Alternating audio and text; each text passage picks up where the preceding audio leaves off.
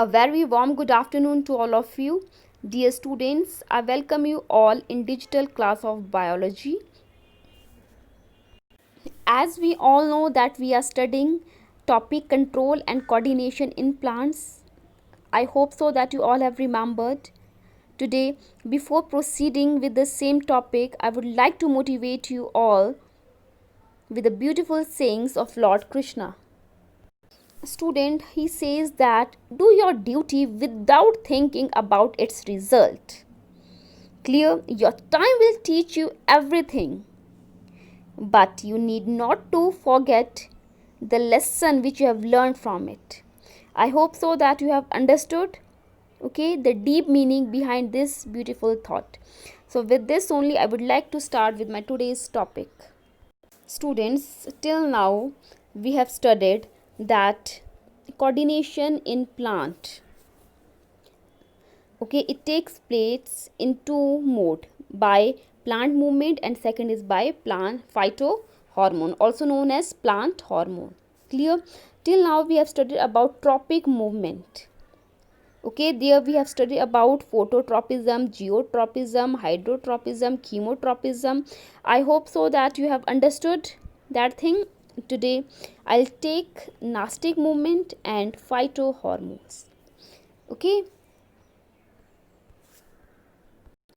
So students, see here, we have already studied about this tropism. Today we will study about nastic movement. So now the question arises that what is nastic movement?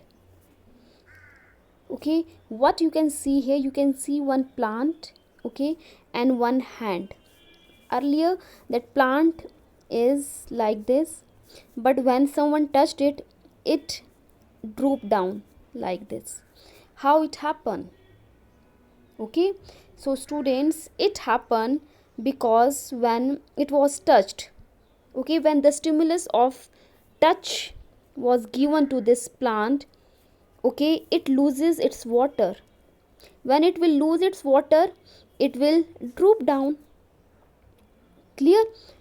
In short, it is a non-directional movement. It is a non-directional movement which does not depend upon the growth. It doesn't matter that from where I am touching it, it will always droop in this manner only. Whereas in case of tropic movement, we have studied that from wherever it is getting its stimulus, it will move in that direction. For example, if sun is in this direction, plant will move in this direction. And growth will also be there. But in case of your nastic movement, there is no growth whenever stimulus is there.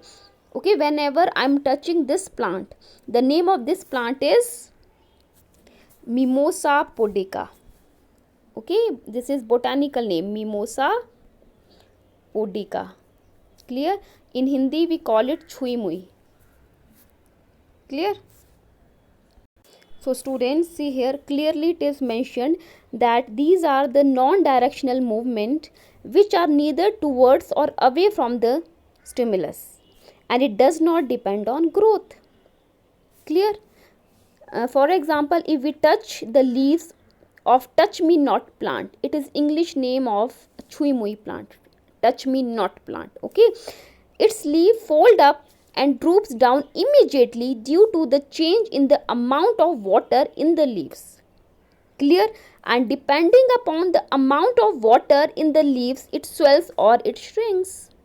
Whenever someone will touch it, it will lose its water, and it will droop. Clear? So I hope so that you have understood about nastic movement. So let's solve one question.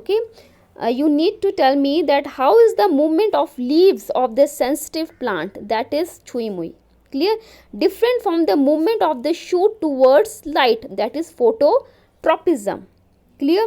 So here same answer is given. See here, the movement of leaves of the sensitive plant, that is Mimosa pudica, or its English name is touch me not, occurs in response to touch or contact stimuli. When someone will touch, when someone will touch it, this is done by plant cell by changing the amount of water in leaves. When this plant will droop, okay, it will droop by changing the amount of water in this, okay, and this movement is independent of growth. There is no relation of stimulus and growth. Whereas in case of your tropic movement, we have got to know that whenever stimulus is there, it will grow. But in case of your nastic movement, okay, there is no growth whenever some type of stimulus is given to that plant. I hope so that you have understood. Second is, the movement of shoot towards light is known as phototropism, we all know, and this type of movement is directional, whereas it is non-directional and is growth dependent. I hope so that you have understood. Okay, need to learn this question. Now you need to answer second question, that is, what is the difference between the manner in which movement takes place in a sensitive plant and the movement in our legs? Clear? So first of all, movement in your sensitive plant. Dear students, the movement that takes place in your sensitive plant such as Mimosa pudica, it occur in response to some stimulus. Okay, whenever someone will touch it, at that time only it will show some movement. Whereas movement in our legs is an example of voluntary action. Whenever any person need to move, then only it will move, otherwise it will never move. Clear? It does not need any stimulus to move. Okay, we human beings don't need any stimulus to move our leg, or we need? No, we don't need. Okay, it moves according to our own will. हमें जब मन करेगा हम तब अपनी legs को move करेंगे, हमें किसी स्टिमुलस की ज़रूरत नहीं पड़ती है. Clear to all? Okay, next is students, for this movement the information is transmitted from cell to cell by electrochemical signal. Okay, why student? Because plant do not have any specialized tissue for conduction of impulse. Clear? It does not have any nerve or neuron through which it can send its signal. Okay, it just have electrochemical signals. Whereas in case of human beings, okay, the signal or messages for those actions are passed to the brain and hence are consciously controlled. Okay, whenever I want my legs to move, I will move, and whenever I don't want, I will not move. It clear? Because the signal has been passed to my brain that at this moment there is requirement to move my legs, and at that moment it is not at all required, so I'll not move. I hope so that you have understood. Third is, in case of your movement in sensitive plant, okay, for this movement to occur, the plant cell change shape. How? Earlier it was in this way, okay, but when someone touches it, it will droop. Clear? By changing the amount of water in them, okay, and it got droop. How? By changing the amount of water into it. Okay, actually it will lose its water when someone will touch it. Whereas in case of your movement in our legs, okay, in animal cells, some proteins are found which allow the movement to occur. Okay, there are some proteins which help, okay, the movement of our muscles. I hope so that you have got this answer also.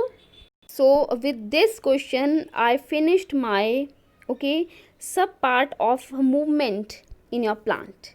Clear? I hope so that you have understood.